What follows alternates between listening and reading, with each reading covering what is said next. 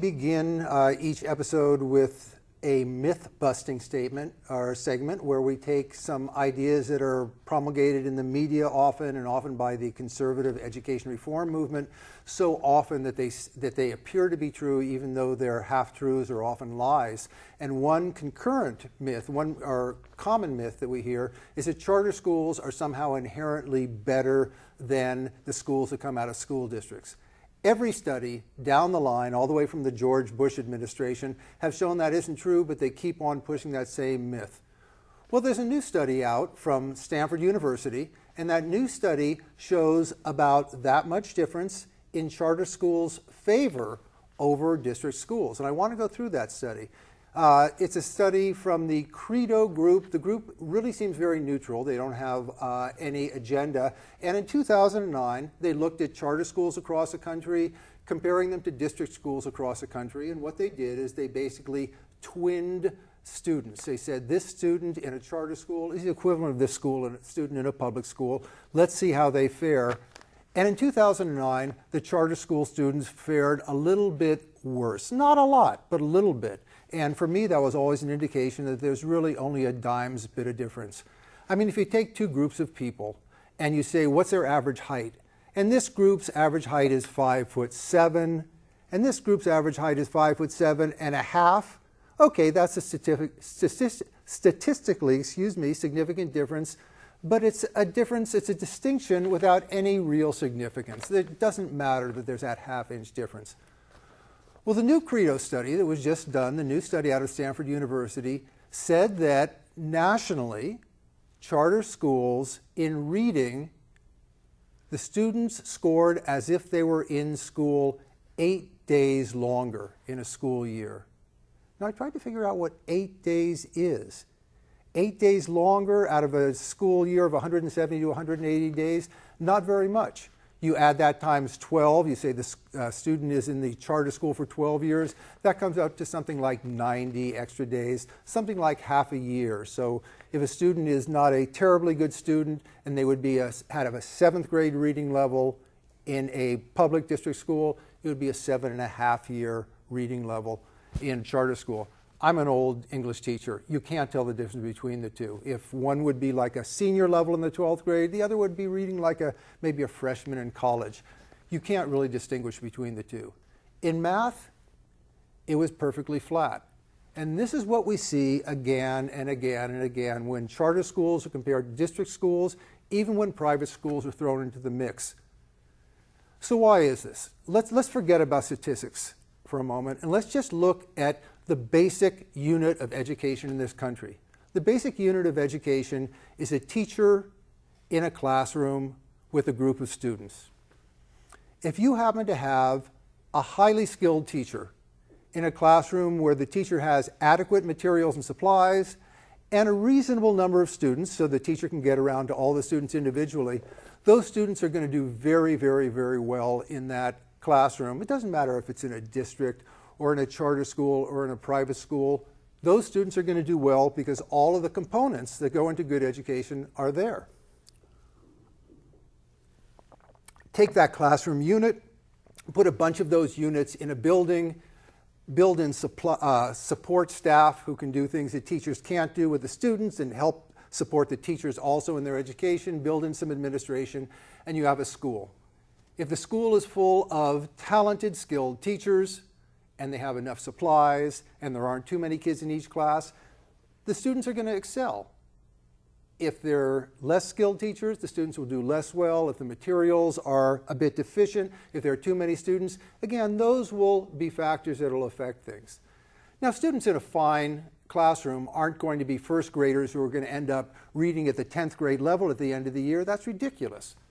And students in a classroom where most of the students are from low-income families that are possibly unstable are not going to be ending up doing as well as students from high-income, very stable families where they can be given all of the privileges and everything that a child should ideally have. So there aren't going to be any miracles, but the students will maximize.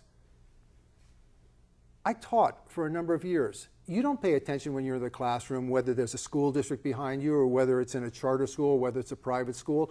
It simply isn't the most relevant factor. It may have some relevance, but it's very, very low compared to the quality of the teachers, the materials, the number of students in the classroom, and the support system from administrators and other support people.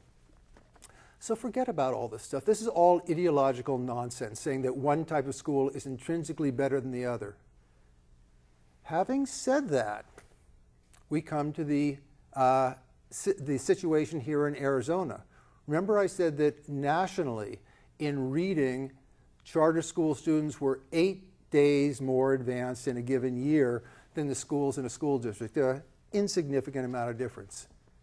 Here in Arizona, according to that same study, charter school students are approximately 22 days lower in reading and 29 days lower in math, as if they had 22 fewer days of reading instruction, 29 fewer days of math reading instruction. That comes out to about 2 years, maybe even 2.5 years difference. That's a very significant difference. So if we're looking at Arizona and you're looking at averages, in terms of averages, charter schools are doing significantly worse than district public schools. Now, why would that be so? Well, the study goes through all kinds of combinations and permutations and tries to figure out what exactly is causing what. And one thing they find is that states where the charter schools are performing better or as well as the district schools are schools where the poor schools are eliminated. In Arizona, it doesn't happen. Arizona has the most number of charter schools per capita of any state in the union, and there's a reason for that. If you want to open a charter school, you go up to the Department of Education, you take them an application that's properly filled out, and you show them you have a pulse, you've got a school. That's all it takes. And once you have a school, there simply aren't enough people left in the people who are doing oversight to check whether the school is doing well or not. So basically, the schools go on and on and on, and they're rarely eliminated. In states where the poor schools are taken out of the picture, where the state says you're not performing well, you're no longer going to get your charter, those states, the charter schools do better. Interestingly, individual schools don't seem to improve. When they went back from the 2009 study, looked at it compared to the current study, they found the schools themselves were about the same place, and the states where the schools did better, the charter schools, were where the lesser performing charter schools were removed. So what we have here, once again, is the concept that charter schools, district schools, private schools, the difference is in the details within the schools and not within their format, no matter what the conservative education reform people will try to tell you about how our government schools, the schools run by school districts, are failing. It's just not true. Well, I think, we have been sold really something that is not true, which is this mythology that somehow charters are going to save the day.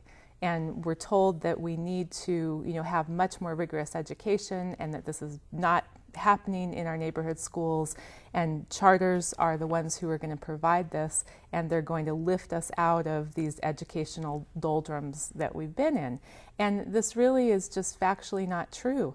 And in Arizona, where we are the Wild West of charter schools, we have had unbridled growth in charter schools, we have no cap on charter schools, and as you mentioned, we have absolutely, practically, I won't say no oversight, but very little oversight in charter schools. We have a state legislature that penalizes neighborhood schools and really, I think, heralds charter schools which are not doing well.